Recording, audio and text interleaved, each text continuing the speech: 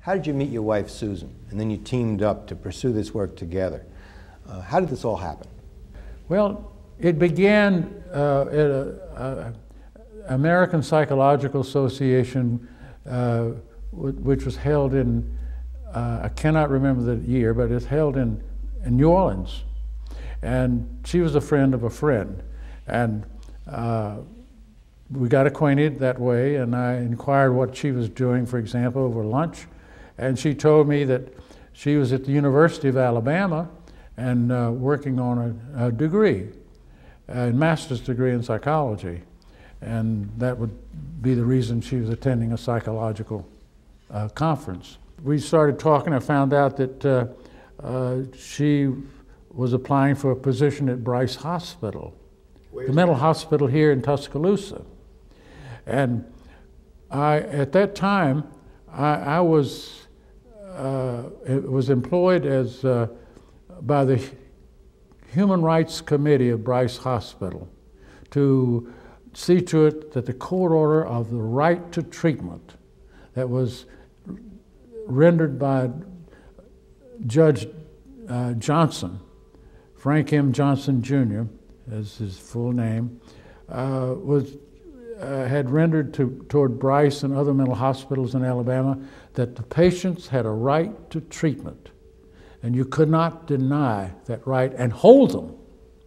So he also required them to, he created a Human Rights Committee to enforce that at Bryce Hospital. At that time, I was a consultant of the Human Rights Committee, and my main charge that I saw was to work up the means of being able to measure compliance with a court order of right to treatment. So that took me into a new world and a new venture. Susan Perhala was her name, and she started working there at about that time too, having gotten her master's degree in psychology, and I spent time getting better acquainted with her, and next thing you knew, I had moved my nonprofit organization, which receives these grants, called the Rehabilitation Research Foundation, to Tuscaloosa. At about that time, I created a company called Pace Learning Systems, so that I could carry out and employ some of the techniques that I had developed. And I made the vow that I wanted to make a profit for my labors, get a profit for my labors rather than not. So I created this business called Pace Learning System to achieve that. What does PACE stand for? In prison, it stood for Program for Achievement of a College Education for Ex-Prisoners, where we had a voluntary support fund to send the guys who graduated from Draper, so to speak, were released to universities, to colleges. And I eventually left the role that I'd played with confining to monitoring compliance. After I developed the scale, how do you measure compliance? I developed that scale and turned it over to the court. Then I created Pace Learning Systems, and I employed with me, as I said to the fellow that who had been released from prison, was sent on a college education by us, by our program, to the University of Alabama. He had graduated by that time with a bachelor's degree, and he came to me. He and I were good friends, and always have been since. He said, "Now, Dr. McKee," he said, "I've finished with this program. I've graduated, and I've now got to get a job. So I'm going to have to start looking for a job."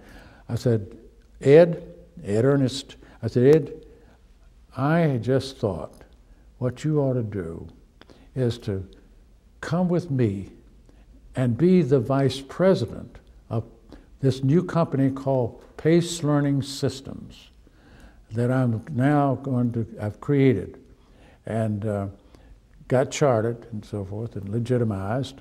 And so I'll be the president and you be the vice president of the whole company. We'll be the only 2 employees, it's true, to start with, but maybe we can add on as time goes on. He joined right up there with me and was with me for several years. And one day he came to me and he said, Dr. McKee, he said, I'm going to have to quit. He said, not because I don't like to do this work, but I found out there's an opening for director of a community treatment program for adjudicated delinquents in one of the cities here in Alabama, and they've invited me to apply for that job as director. And that's my calling, I believe, and I've got to go. And I, of course, encouraged him. And he did get the position. He went on to a great career, creating 10 of these centers called Community Intensive Treatment for Youth centers in Alabama, throughout Alabama. And he is the director of the whole program. And it's one that I'm very proud of his accomplishments, and pleased with him. He brought on staff in each one of them, got funded for each one of them, sometimes through the state, sometimes through the community, sometimes through all of them. And he conducted these programs exceedingly well. And has Dr. Susan McKee been involved with PACE since the beginning? Yes, she came to work for me at PACE, and I gave her a job, a title. I had to give a title to people, you know. In fact, I'm very good at giving titles. And I called her a consultant in basic skills. And the only one that I think could be titled a consultant in basic skills in Alabama at that time, at least in a private organization anyway. And she took hold of that and helped develop our programs and modification of them. And she did such an outstanding job, I proposed to her. It's been not only a good marriage, but she's done a lot of work in developing these programs and extending the concepts that we have and we developed, and I give her credit. She is president of Pace Learning Systems. I finally said, she became vice president eventually after Ed left, and I realized that probably I'm not the best. I don't cherish detailed administration. And so I said, would you be so kind as to be president of this organization? Says that, John, I was wondering where you were going to propose to me for that job. So we were already married, of course, by that time. And she gladly took over and relieved me of all the responsibilities. In the meantime, she worked with the architect to build the building we're in, this beautiful building, and housing Pace Learning Systems. And I've been relegated to a position upstairs, my own area, my own office.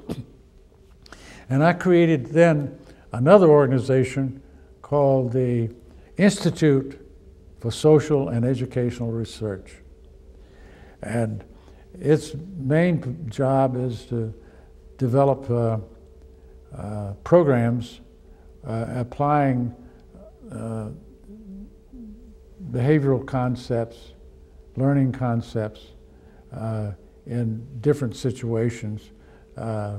Right now, for example, we've developed a system called the Dropout Assessment and Prevention System. The DAPS. And this system is is taking hold in 2 states right now, Mississippi and Georgia. And I think that it has the potential of saving kids from dropping out of school. And I learned long ago that the prisons of our state and any state are heavily populated with school dropouts. And my belief is that if you can keep them in school and have them remain in school through a critical period of time, they will avoid going to prison. But I also learned the theory, in the theoretical area, what you had to do. And that is, you had to create success with these students. If you couldn't create success, they would drop out. And our studies demonstrated that the most important step that you can take, the most important success these students can have is academic success. Because if they fail there, they failed in school. And they will drop out. After all, you see, failure is a punisher. And the psychologists will tell you that the 2 reactions to punishment, one is avoid and the other is escape. And so what you're attempting to do is to intercept that, where they're heading and the community is heading and the school is heading. And now what do you do to create and to ensure success? How do you prevent dropout through success?